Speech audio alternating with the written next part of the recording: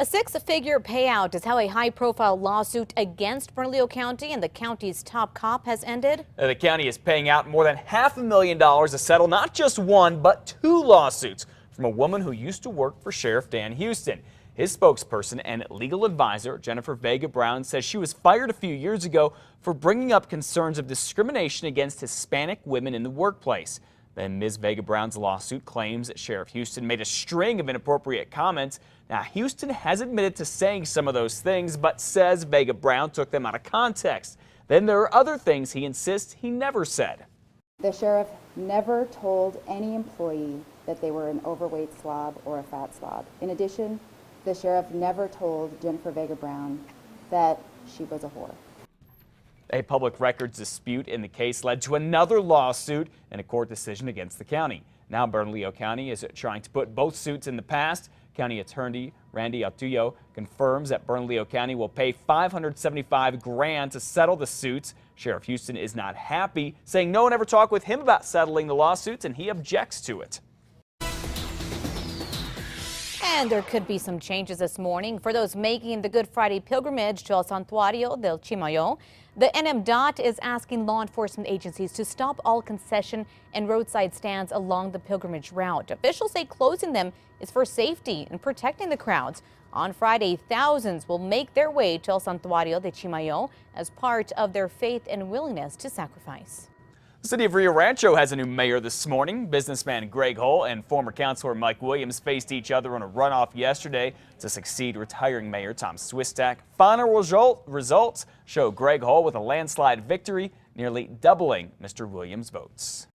It's already illegal to drive while texting in New Mexico, but the Santa Fe mayor says that is not enough. According to the New Mexican, Mayor Javier Gonzalez wants to increase the fine for using a cell phone while driving to $200. Now that's twice the existing fine.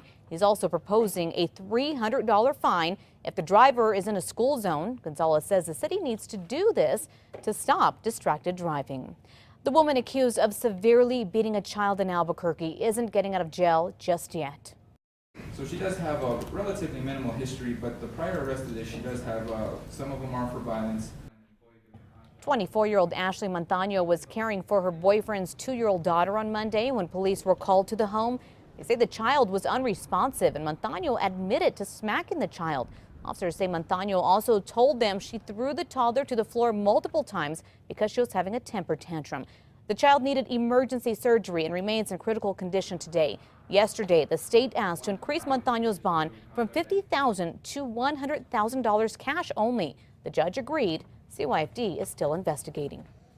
An Amber Alert is still out for this missing 14-year-old girl from Albuquerque. Investigators think she is with Robert Butler, the man on the right there, who is 26. They say surveillance video shows Lacey Duent getting into Butler's blue Subaru earlier this month near Manzano High School. Albuquerque police are now working with federal investigators, but say they do not have any leads in the case. Well, a teenager is recovering this morning after falling 30 feet down a cliff, and Sky News 13 caught the rescue on camera. Take a look at this. It happened yesterday when a 12-year-old was hiking with a group of friends and his dad near Jemez Springs. Our video shows crews bringing him down on a stretcher there. He was then airlifted to UNM Hospital. Sandoval County Sheriff's deputies have not said how the teen is doing this morning.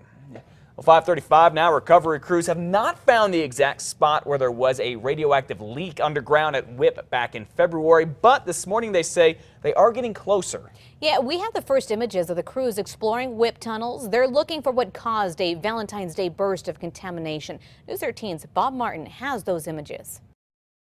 WIP reentry teams start prepping on the surface, getting on gear that will protect them against ingesting stray contamination below or getting it on themselves. Each team made up of nuclear experts, miners, and emergency services people. It is a unique element to be able to put these individuals together to respect the roles that they have, but then also learn how to work together so that they're protecting each other. To enter the nuclear waste facility's underground, teams are lowered more than 2,000 feet down the shaft normally used to haul salt out. Because it also supplies fresh air, that kept an area at the bottom from getting contaminated. From this safe zone, the leak area is more than half a mile away.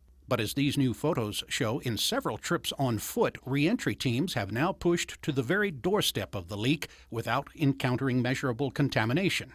A clean staging area has even been established very close to, but not yet within sight of the leak. Teams carry devices to alert them to contamination. The equipment provides a real-time audio and visual alarm. If we get those alarms, we will retreat back to a safer environment. The final push to the leak requires more protection for teams than the lightweight gear so far, a couple of layers of environmental suits and more advanced breathing gear like this equipment they trained with at a nearby potash mine. Bob Martin, KRQE News 13. Now, WIP managers say they plan to seal off the leak area, decontaminate some of the underground tunnels, and eventually return WIP to service. Families of veterans here in New Mexico will soon have more places to bury their loved ones because we now know where the state plans to add new military cemeteries. Veterans currently only have two choices if they want to be buried in a national cemetery: Santa Fe and Fort Bayard. Yesterday, the state said it wants to add military cemeteries in Carlsbad, Fort Stanton, Gallup, and Angel Fire. The state is essentially putting a $600,000 down payment on the site, and the federal government will pitch in another $900,000. The state will give the Veterans Administration the plans in July, and it'll have the final say. And sad news this morning, another Navajo code talker from Albuquerque has died. Samuel Jesse Smith died Monday night after battling pneumonia. He was a U.S. Marine who wanted to be a pilot and instead was chosen to become one of hundreds of Navajos who used a code based on their native language to confuse the Japanese and help win World War II. Mr. Smith and his wife have 9 children. He was 88 years old. Our condolences to their family.